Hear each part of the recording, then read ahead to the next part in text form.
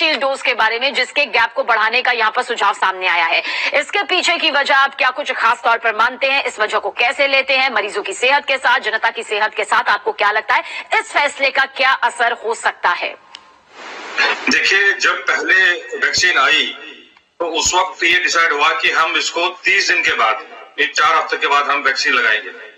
तो बहुत सारे हेल्थ वर्कर्स को लगाया गया और उसमें बहुत अच्छे रिजल्ट्स आए। तो अब जब बहुत सारे लोगों को वैक्सीन लग रही है और मेरे को ये समझ आ रही है कि वैक्सीन की कमी भी हो रही है और हमारे पास बहुत सारी जनता है, 135 करोड़ लोगों को वैक्सीनेट करना कोई आसान बात तो नहीं है। ये कहना बहुत आसान है लेकिन करना बहुत मुश्किल है।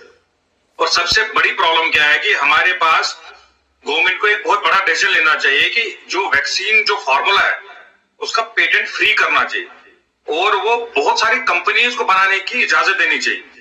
जब तक हम जेनेरिक वेरिएंट्स ऑफ वैक्सीन नहीं बनाएंगे तब तक हम पूरी जनता को वैक्सीनेशन नहीं कर पाएंगे। क्योंकि आप ये देख लीजिए, हमारे पूनावाला साहब यहाँ पर आ गए और वो इंग्लैंड चले गए। वहां पर बयान दे रहे हैं कि साहब मेरे ऊपर प्रेशर आ रहा है, मेरे को लोग धमकियां दे रहे हैं, मेरे को परेशान कर रहे हैं। तो साहब इस वक्त लोग मर रहे हैं, आपको तो लोग फोन करेंगे। अब मान के चले कि हमारा दिल्ली का जो चीफ मिनिस्टर है अरविंद केजरीवाल साहब, अगर उनको फिक्र है अपने जनता की तो वो तो फोन करेंगे साहब, ये जाहिर सी बात है। इस चीज से डरना नहीं है। लेकिन आप देखिए कि इतनी बड़ी जनता को आपको वैक्सीनेशन करना है तो इसके लिए आपको तैयारी बहुत लंबी चाहिए और जाहिर सी बात है हम इतना प्रोडक्शन नहीं कर पा रहे।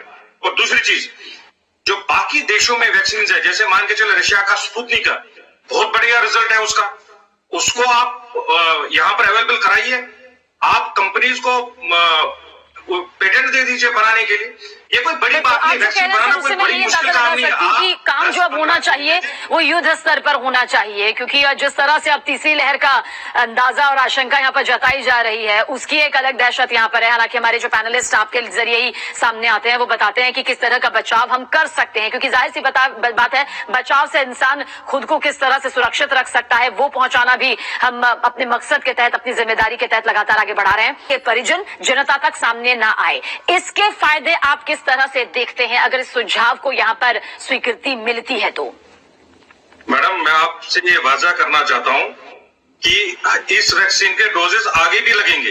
ये खाली 3 महीने के बाद नहीं, ये 6 महीने के बाद भी लगेगा, 9 महीने के बाद भी लगेगा और 1 साल के बाद भी लगेगा।